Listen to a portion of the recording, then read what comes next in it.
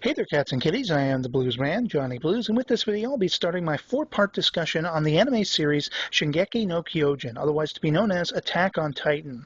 My approach is going to be to tackle every 6 episodes of the series with a single discussion video to follow, and herein, so begins Part 1. The series is largely telling the tale of a human society forced to live confined within cities surrounded by massive walls to keep out their giant-sized and ultimately grotesque predators, the Titans, or Eotinas, depending on the particular subs you have access to. Now, I've encountered both references, but henceforth I'll be sticking with the term Titans. This society has lived for the last 100 years in peace, that is to say, without needing to deal so much with attacks from the mammoth humanoid foes that are central to the series. And just when a small band of youngsters are questioning when and if they'll ever be able to see the world beyond the walls, a new Titan, larger than any other previously encountered, comes a-calling. We're introduced from the outset to those youthful rogues Eren, Mikasa, and Armin, respectively, and are welcomed into the home of Eren, wherein we see Mikasa also takes up residence, though is unrelated to him, and more regarding this is revealed later. Mikasa, as it happens, spills the beans to Eren's parents that he dreams of not only the outside world, but also his want to become part of the Recon Corps, the chief and first barrage force to go toe-to-toe with the Titans in all of their engagements. His mother expresses panic and rage, but interestingly, his father is seemingly more intrigued than anything else, and promises to show the boy, indicated by a key he displays, which he keeps around his neck on a thong, some hidden secrets in his basement. Potentially ominous and foreboding as those implications may be, however, Eren's father soon departs, leaving Eren and Mikasa to their respective wanderings. We see early on that the Recon Corps, which takes up a lot of Eren's awe and excitement, return after a lethal battle. Even the elite of this group cannot claim themselves to be heroes, and yet, while the cruel reality of the situation meets Eren's eyes head-on, he is not dissuaded in his passion for a future free of the Titans and a world to explore. Eventually, Eren is brought to witness his city torn asunder by advancing Titans, the loss of his mother, who is first semi-crushed by their toppled abode, then eaten by a Titan as one of the lead members of the brigade that mans the walls and garrison, a man named Hannes, saves he and Mikasa, which was Eren's mother's final request. And so begins 5 years of training, as Eren, Mikasa, and Armin all enlist. Their trials are wrought with a learning curve in the physical demands necessary to tackle the impending giants, just as much as little glimpses of humor can be seen. Most notably taking up the focus of the latter is the character of Sasha, whose insatiability where it pertains to food puts her into a few less than desired situations, not least of which is one wherein Eren and another more lethargic recruit, whose plans for himself are to score high enough to live in the lap of luxury in the innermost safest domains of their cities, get into a scrape, and when their commanding officer comes calling to see what all the commotion was, Mikasa suggests off the top of her head it was merely Sasha letting rip a huge fart. I laughed out loud. Levity aside, though, we're introduced to several more characters through the course of the first 6 episodes, some who stand out more than others, and some who don't make it through the oncoming onslaught of Titans, who are steadily advancing.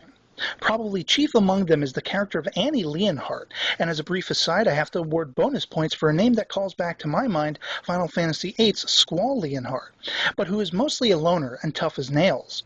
There's an interesting encounter between she, Eren, and another bloke who wished to challenge her when she walks off the close-quarters counterattack training, which focuses what is seemingly oddly at first on regular human foes.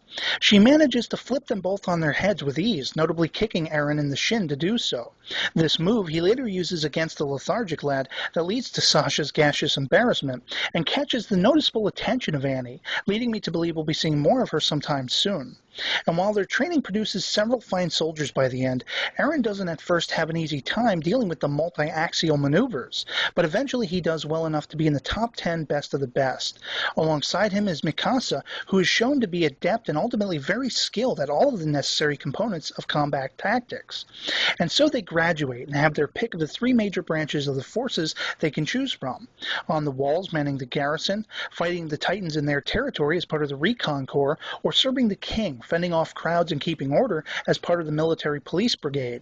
There is some great and compelling commentary here about the hierarchy of this world, these cities basking in wealth and gluttony as the poorer classes are essentially molded into cannon fodder against these titans. And most notably of the foes are there two who have enabled the rest of their ilk to cavalcade beyond the walls onto a store of vast and running little humans to consume. The new guy on the block is known as both the Colossal Titan and the Behemoth Eotina. He's the guy in the posters with the bare flesh-resembling body.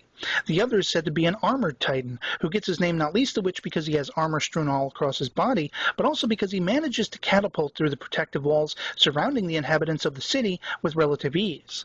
We come to learn a lot about these monsters through the intelligence accrued on them in battle, that they're largely masculine in appearance, yet lacking reproductive organs. They've gone without sucking down humans for 100 years, and this leads to the horrifying conclusion that they must only be eating human beings for the fun of it, for game or sport.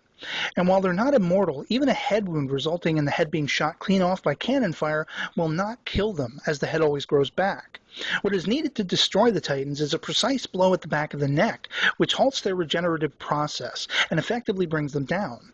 Eren, who's filled with a confidence in humanity's capability of taking down the Titans, as well as a lustful vengeance against the suffering he and many others have personally been affected by, finds this as the fuel to his desire to master the multi-axial mobility gear utilized in their efforts against the Titans. And we actually see that he's rather decent at it when the Colossal Titan comes calling for a second time.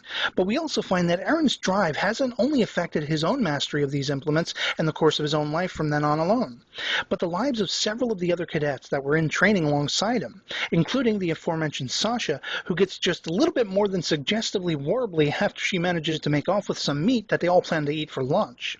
But when this behemoth Titan makes his attack, possibly showing some level of intelligence, as it is largely directed at the stationary cannons sat atop the outer walls of the city, where Eren and his team are keeping watch, things inevitably turn sour. Eren puts up a good enough fight to chase the behemoth away, but a whole other cast of Titans start a barrage on this tiny anthill city they see before them. Eren's friend Armin, who early on shows a particular level of frailty, is very nearly swallowed whole during this sequence, but is saved in what may or may not have been a lethal sacrifice by Eren, who is consumed after having saved Armin in his stead.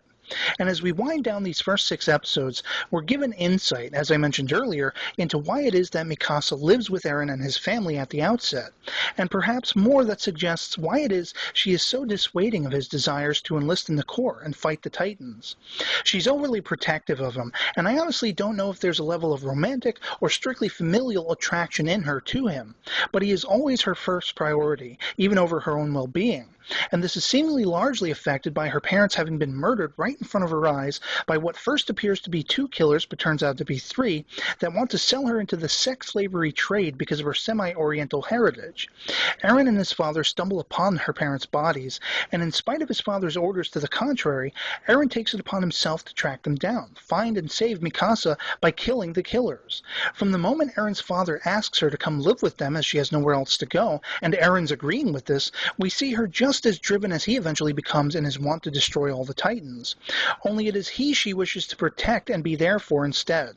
Her skills in single-handedly wasting a Titan are a pure show of proof that she is a force to be reckoned with, and it's a rather sustained bewilderment as we leave off with the cliffhanger of her proclamation that so long as she and Eren are together, she'll do what she must to make things as right as they can be in this world.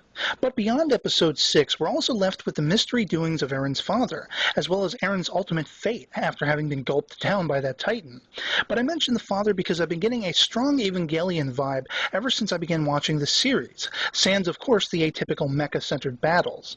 With Eren in the role of the much more centered and cocksure Shinji Ikari, Mikasa playing a pseudo-Rei Ayanami, and his father holding potentially equally deep-seated secrets and machinations as Shinji's father did in that series. Though this is only my interpretation as yet, I could be way off the mark. But we're given glimpses in the early going of what is dismissed by Mikasa as being nothing more than a dream during one of the first few episodes that Eren has, wherein he sees his father blaming him for the loss of his mother and wielding a syringe. What begs the question, though, as to whether this was real or not, as Mikasa denies Eren seeing his father at any time between their escaping the city and his waking up, is how Eren is now in possession of the key his father kept around his own neck. And does this syringe hint at some potential drug-induced transformation, akin to the Incredible Hulk or Mr. Hyde to Eren's Jekyll? Or is it perhaps a form of memory suppressant, or even drive-inducing solution, making Eren appear to be a bit more willing to rage on than he normally would be in the face of such wanton destruction and havoc caused by these Titans? But suffice to say, I'm thoroughly intrigued. The action sequences are animated so dynamically, and the animation itself is fluid as ever. You have people jumping on top of rooftops using grappler weapons and expressive rockets fighting these giants. It's just amazing to see. And I'm definitely planning on discussing the series again after episode 12 airs, so please be sure to stay tuned. And otherwise, I'd love to hear from you guys in the comments below what you think of Attack on Titan as a series so far, or a manga if that's your preference, though please post no spoilers as I tend to avoid the manga counterparts of the series I discuss so as not to be spoiled. And also, tell me what you make of my speculations and share some of your own if you have any for what's next to come in the series. And so, that'll be it for me on this one. I hope you're all doing well, and we'll stay aptly tuned for part 2 in the next few weeks. And until then, I'll catch you later.